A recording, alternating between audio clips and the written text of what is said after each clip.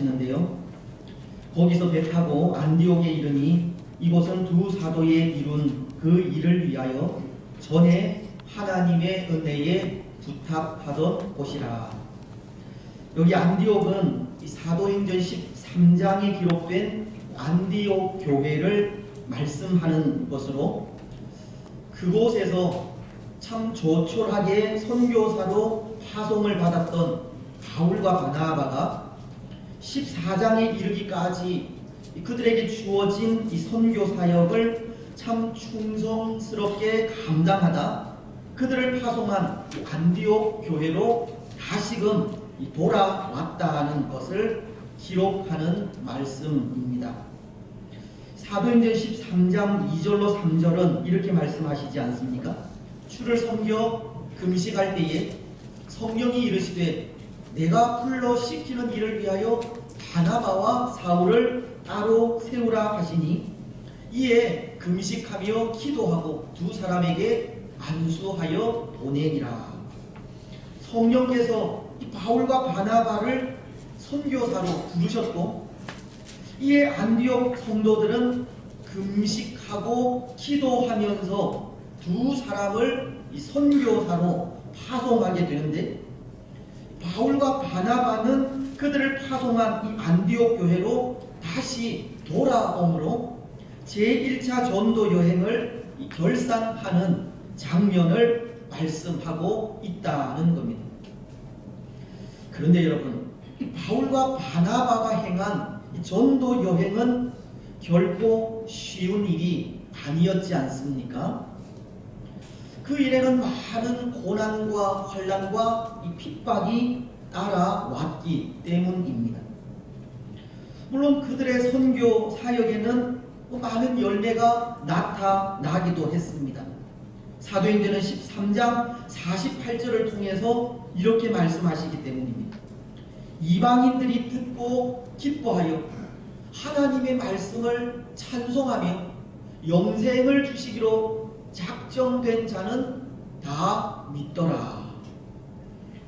비시디아 안디옥에서 복음을 전할 때 그곳에 있는 많은 이방인들이 예수님께 돌아오는 그런 역사가 있었습니다.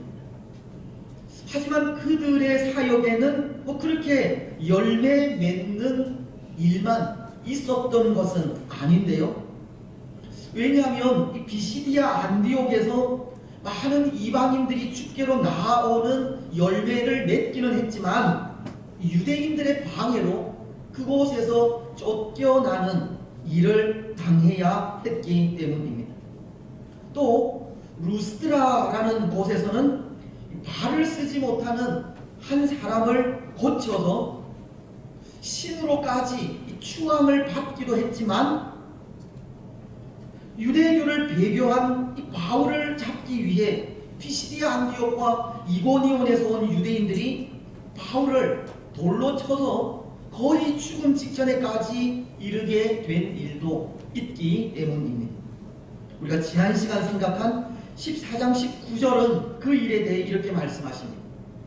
유대인들이 안디옥과 이고니온에서 와서 무리를 충동하니 그들이 돌로 바울을 쳐서 죽은 줄을 알고 시외로 끌어내치니라. 근데 여러분, 유대인들이 돌로 쳐서 죽음 직전에까지 가게 된 바울이 한 일이 있습니다. 오늘 20절은 그 일에 대해 이렇게 말씀하십니다.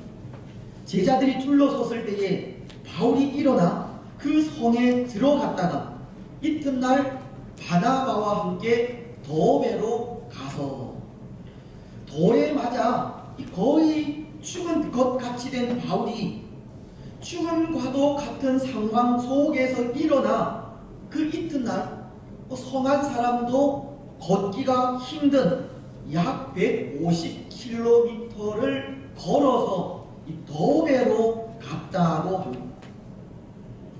사실 이 일이 얼마나 눈물겨운 장면인지 모릅니다. 사람들은 이 돌에 맞은 바울이 죽은 줄 알고 시외로 끌어내쳤지만 그 죽음과도 같은 고통 속에서 그는 다시 일어나 또다시 전도의 사명을 감당하고 있었기 때문입니다. 그래서 여기 이 돌에 맞아 죽은 것 같이 되었던 바울이 다시 일어났다고 하는 이 말 속에는 이 죽은 사람이 다시 살아나는 부활의 의미가 담겨져 있기도 한 것입니다. 바울은 육신적으로 죽었지만 하나님께서 그를 다시 살려내셨고 다시금 전도 여행을 계속할 수 있게 되었다는 겁니다. 여러분, 전도 여행이 결코 쉬운 일이 아니지 않습니까? 그래서 그 일이 그렇게 어려운 일이기에 이사야는 이사야서 52장 7절을 통해서 이렇게 말씀을 하신 것 같습니다. 좋은 소식을 전하며 평화를 공포하며 복된 좋은 소식을 가져오며 구원을 공포하며 시온을 향하여 이르기를 내 하나님이 통치하신다 하는 자의 산을 넘는 발이 어찌 그리 아름다운가. 복음을 전하는 자의 발은 실로 아름답다고 그 수고를 치하하고 있는 겁니다. 또 다니엘서 12장 3절도 이렇게 말씀을 하십니다. 지혜 있는 자는 궁창의 빛과 같이 빛날 것이요 많은 사람을 옳은 대로 돌아오게 하는 자는 별과 같이 영원토록 빛나리라. 많은 사람을 하나님께로 돌아오게 한 자에 대해 하나님은 별과 같이 빛나게 되리라고 하셨습니다. 복음을 전하는 일은 쉬운 일이 아니기 때문입니다. 그 일은 참으로 가치 있는 일이기 때문입니다. 그래서 오늘 우리는 이 바울과 바나바의 그 가치 있는 제1차 전도 여행의 결산 장면을 보면서 그 의의에 대해서 생각해 보지 않을 수 없는데요. 그것은 전도 여행이 단순히 우리 인간의 열심에서 시작된 일이 아니었다는 겁니다. 전도 여행은 사람의 계획과 의도에 의해 시작된 것이 아니라 전적으로 성령 하나님께서 시작하게 하셨다는데 그 의의가 있다는 겁니다.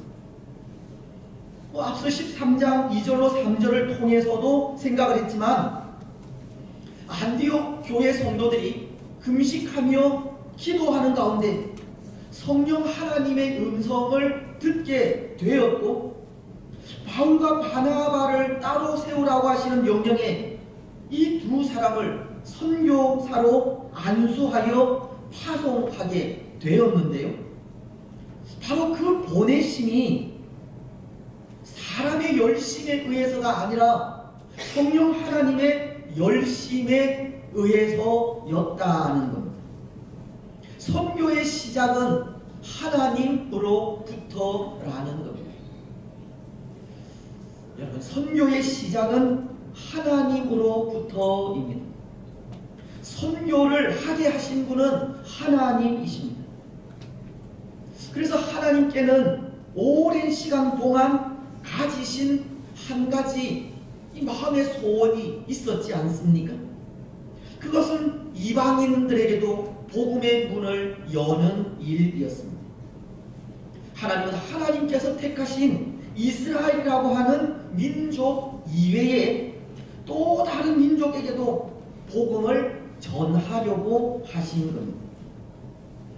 바울은 그 일에 대해서 로마서 9장 24절을 통해 이렇게 말씀하십니다. 이 그릇은 곧 우리니 곧 유대인 중에서뿐 아니라 이방인 중에서도 부르신 자니라. 하나님은 마치 이 토기장이와도 같은 분으로서 토기장이가 자신이 만든 그릇을 사용할 때 귀하게 쓰는 그릇을 선택하여 사용하기도 하고 또 한 그릇을 선택하여 천하게 쓰는 그릇으로 사용하기도 하듯이 하나님께서 택하신 많은 사람들 중에는 유대인들 뿐만이 아니라 이방인들도 있다고 하는 말씀입니다. 하나님의 마음에는 이미 이방인들이 들어있다는 것을 가르치는 겁니다. 구약 성경인 호세아서도 2장 23절을 통해 이렇게 말씀을 하십니다. 내가 나를 위하여 그를 이 땅에 심고 긍휼히 여김을 받지 못하였던 자를 긍휼히 여기며 내 백성 아니었던 자에게 향하여 이르기를 너는 내 백성이라 하리니 그들은 이르기를 주는 내 하나님이시라 하리라 하시니라. 하나님은 긍휼히 여김을 받지 못하였던 자를 긍휼히 여기며 내 백성 아니었던 자에게 향하여 이르기를 너는 내 백성이라 하리니, 하나님의 마음속에는 이미 오랜 시간 전에 이방인을 구원하시려는 계획을 가지고 있었다는 겁니다. 그 한 예로 라합이나 룻을 생각할 수 있는데요. 이 라합과 룻은 그들이 비록 이방 여인이지만 그들은 하나님을 고백하고 정탐꾼을 숨겨줌으로 또 시어머니인 나오미의 하나님을 자신의 하나님으로 고백함으로 하나님의 백성이 된 것과 같은 겁니다. 라합은 이런 고백을 하지 않았습니까? 여호수아서 2장 11절을 통해서인데요. 우리가 듣자 곧 마음이 녹았고 너희로 말미암아 사람이 정신을 잃었나니 너희의 하나님 여호와는 위로는 하늘에서도 아래로는 땅에서도 하나님이시니라. 라합은 하나님에 대해서 고백하기를 너희의 하나님 여호와는 위로는 하늘에서도 아래로는 땅에서도 하나님이라고 하나님에 대한 분명한 고백을 하고 있었습니다. 룻도 마찬가지인데요. 룻은 룻기서 1장 16절을 통해 이런 고백을 합니다. 룻이 이르되 내게 어머니를 떠나며 어머니를 따르지 말고 돌아가라 강권하지 마옵소서. 어머니께서 가시는 곳에 나도 가고 어머니께서 머무시는 곳에 나도 머물겠나이다. 어머니의 백성이 나의 백성이 되고 어머니의 하나님이 나의 하나님이 되시리니. 룻은 어머니의 하나님이 나의 하나님이 된다고 그 역시도 하나님에 대한 분명한 고백을 하고 있었습니다. 그런데 여러분, 오늘 우리가 이들을 주의 깊게 보아야 할 것은 이방 여인이던 이들이 하나님의 백성이 되는 복을 누리게 되었다는 겁니다. 아니, 그것보다 더 복된 예수님의 족보에 드는 복을 누리고 있다는 겁니다. 사실 여인으로서, 그것도 이방 여인으로서 하나님의 백성이 되는 일은 불가능에 가까운 일이지만 이들은 그들이 고백한 그 고백을 통해 예수님의 족보에 드는 은혜를 누리게 된 겁니다.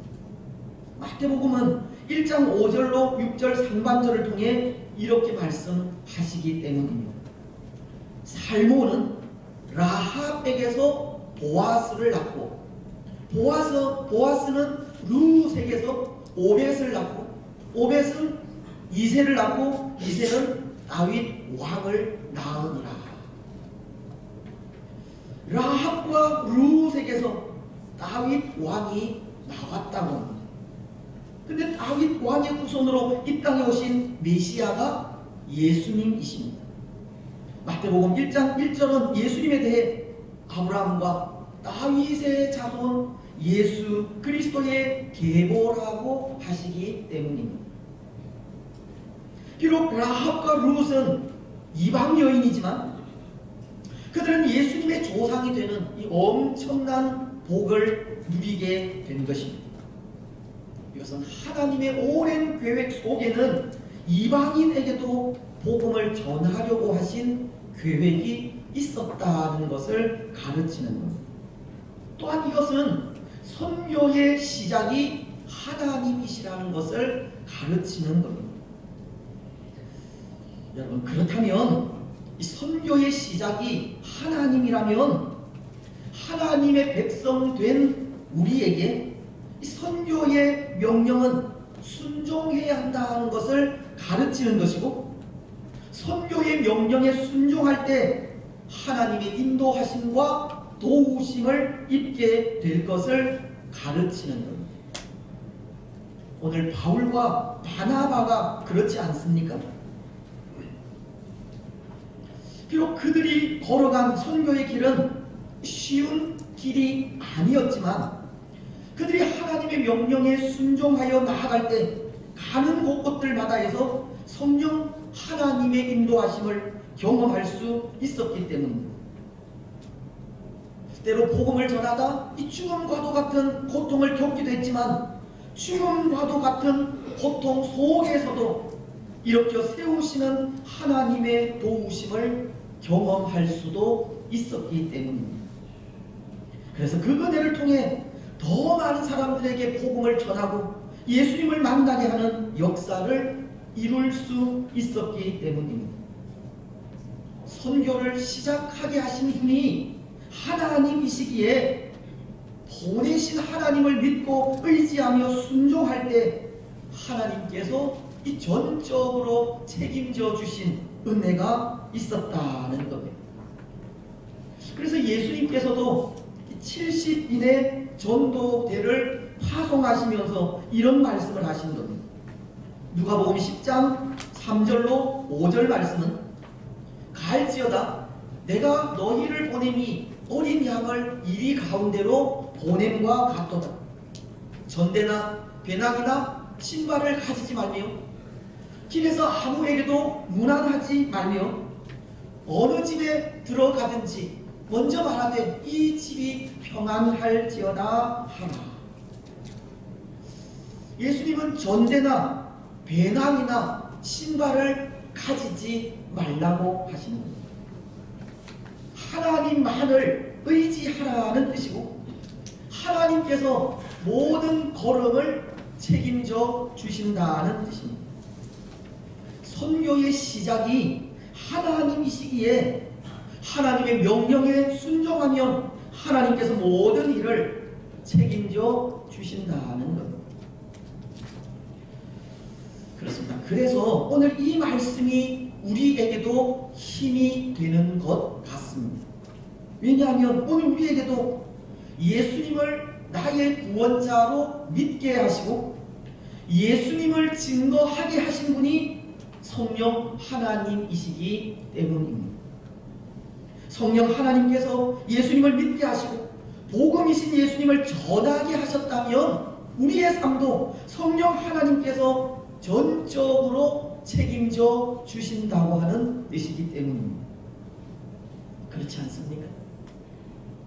때로 바울이 전도 여행 중에 고난을 겪었던 것처럼 우리가 사는 믿음의 삶에도 순간순간 어려움을 당하기는 하지만 우리에게 믿음을 주시고 복음을 전하게 하신 분이 하나님이시라면 하나님의 그 명령에 순종하는 우리를 하나님은 전적으로 책임져 주시는 겁니다. 그렇습니다. 사랑하는 여러분, 오늘 우리가 걷는 믿음의 길은 전적으로 하나님께서 책임져 주십니다. 오늘 우리가 걷는 걸음은, 이 믿음의 길은 하나님의 인도하신 손길 위에 있습니다. 우리는 그 믿음을 가지고 살아가셔야 합니다. 물론 하나님을 믿고 의지하며 나아가는 우리의 삶에 이 평탄한 길만 있는 것은 아닙니다. 고난이 없는 것도 아닙니다. 비록 우리의 삶이 성령 하나님의 인도하심으로 시작된 삶이기는 하지만 그 길에 어려움도 많습니다. 바울 일행도 전도 여행 중에 유대인들의 미움을 사서 고통을 당하고 죽음에 이르기까지 하는 고난을 당했듯이 믿음의 길은 한편으로 고난의 길입니다. 하지만 분명한 것은 믿음의 길이 비록 고난의 길이기는 하지만 이 길은 또한 영광의 길이기도 한 것입니다. 이 길은 하나님께서 책임져 주시는 길이기 때문입니다. 하나님의 위로가 있는 길이기 때문입니다. 그래서 사실 예수님 때문에 당하는 고난이 있다면 그것은 고난이 아닙니다. 사도 바울도 골로새서 1장 24절을 통해 내가 이제 너희를 위해 받는 괴로움을 기뻐하고 그리스도의 남은 고난을 그의 몸된 교회를 위하여 내 육체에 채우노라 하고, 바울은 예수님을 위해 당하는 고난을 기뻐한다고 하듯이 예수님 때문에 당하는 고난은 우리 믿음의 사람들에게는 오히려 기쁨입니다. 고난은 믿음을 가진 사람들이 이 극복하지 못할 시련이 아니라 감사함으로 동참해야 하는 또 하나의 사역입니다. 여러분, 예수님 때문에 당하는 고난은 고난이 아닙니다. 예수님 때문에 당하는 수모는 수모가 아닙니다. 그것은 영광입니다. 예수님 때문에 당하는 고난은 기쁨이요 면류관입니다.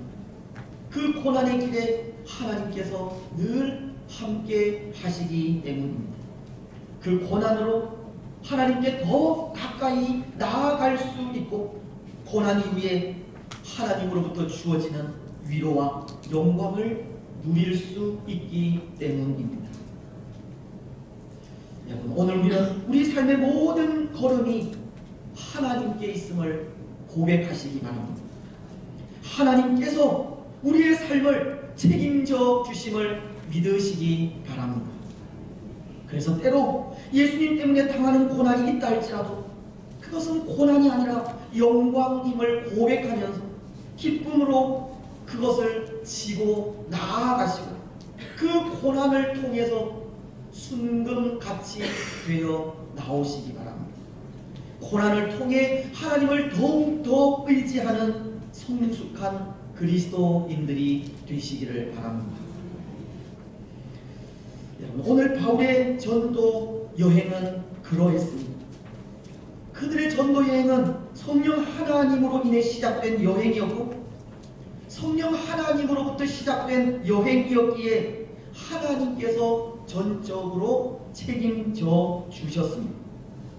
여러분, 그들에게 고난도 있었지만 고난 속에서도 성숙해질 수 있었던 것이 하나님의 도우시는 은혜 때문이었습니다.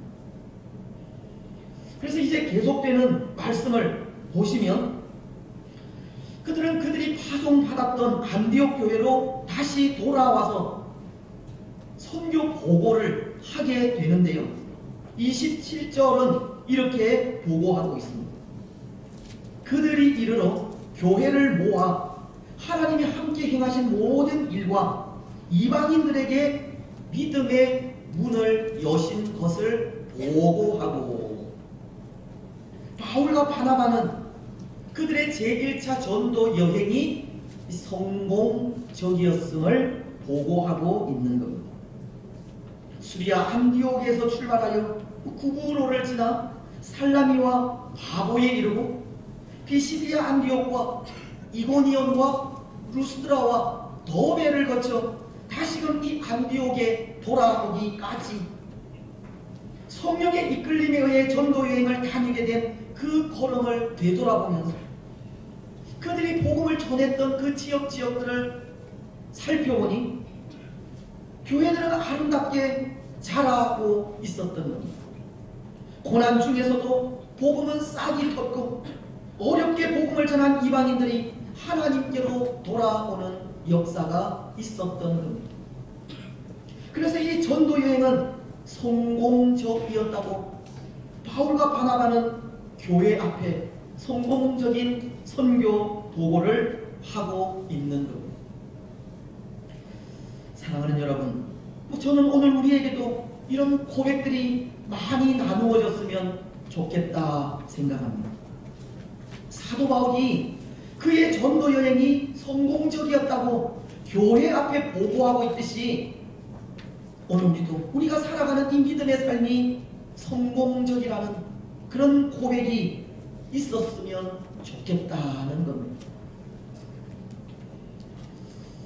여러분, 어떤 것 같습니까? 지금까지 우리는 우리 신앙의 삶을 살아오면서 그 삶이 성공적인 삶인 것 같습니까? 아니면 실패의 삶인 것 같습니까?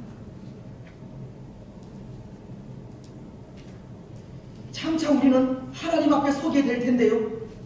하나님 앞에 선 우리를 하나님께서 보실 때 우리 신앙의 삶이 성공적이었다는 평가를 하실 것 같습니까?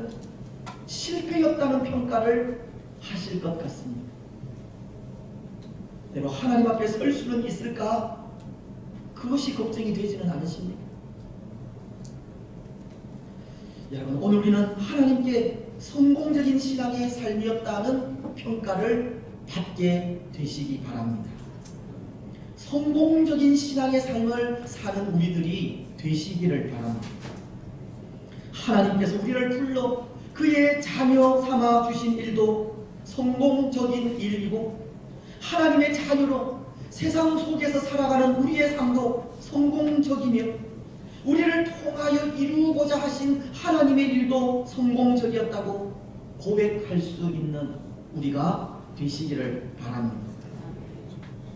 그런데 그러기 위해서 우리가 할 수 있는 일은 한 가지가 아닌가 생각합니다. 순종하는 일입니다. 하나님의 말씀 앞에 온전히 순종하는 일입니다. 오늘 바울과 바나바도 그들의 전도 여행이 성령 하나님의 음성에 순종하는 것에서부터 시작하여 순종으로 마쳐 이 성공적인 선교 보고를 하고 있듯이, 오늘 우리 믿음의 삶도 성령 하나님의 음성에 민감하게 반응하여 순종할 때 성공적인 믿음의 삶을 살 수 있는 겁니다. 우리를 통해서 하나님의 뜻이 온전히 이루어질 수 있다는 겁니다. 하나님의 백성들인 우리에게 하나님의 뜻을 이루는 일이 성공적인 삶이듯이 순종의 삶이 하나님의 뜻을 이루게 되는 겁니다. 예수님도 그렇지 않습니까? 때로 십자가에서 죽으신 예수님이 사람이 보기에는 실패한 인생처럼 보이지만, 그 실패 같은 십자가가 우리의 구원을 이루었듯이 예수님도 그 십자가의 순종을 통해 하나님의 뜻을 이루시는 겁니다. 히브리서는 5장 8절로 9절을 통해 이렇게 말씀하십니다. 그가 아들이시면서도 받으신 고난으로 순종을 배워서 온전하게 되셨은즉 자기에게 순종하는 모든 자에게 영원한 구원의 근원이 되시고. 사랑하는 여러분, 순종의 삶을 사시기 바랍니다. 순종을 통해 하나님의 뜻을 이루시고, 순종을 통해 순종하는 자에게 주시는 영원한 구원을 누리시기 바랍니다. 순종을 통해 하나님 앞에 성공적인 삶을 살았다고 인정받는 우리들이 되시기를 바랍니다. 이제 말씀을 맺겠습니다. 사랑하는 여러분, 오늘 바울은 제1차 전도 여행을 결산하면서 그 전도 여행이 성공적이었다는 보고를 하고 있습니다. 때로 그 길에 고난도 있었고 어려움도 있었지만 그 길은 성령께서 시작하셨고, 성령께서 말씀으로 인도하시고 명령하실 때 온전히 순종함으로 그 사역이 성공적인 사역이 된 것입니다. 여러분, 오늘 우리도 언젠가 우리가 살고 있는 이 믿음의 삶을 결산해야 할 때가 올 텐데요. 그때 우리도 성공적인 삶이었노라고 보고하시기를 바랍니다. 비록 우리 믿음의 삶은 평탄하지 않지만 말씀에 순종하여 어려움을 이기고 성령의 인도하심에 순종하여 하나님의 뜻을 이루었다고 그 성공적인 삶을 자신 있게 증거하시기 바랍니다. 그래서 그 성공적인 보고를 통해 하나님의 영광과 기쁨과 면류관이 되는 복된 성도들이 되시기를 주님의 이름으로 축복합니다.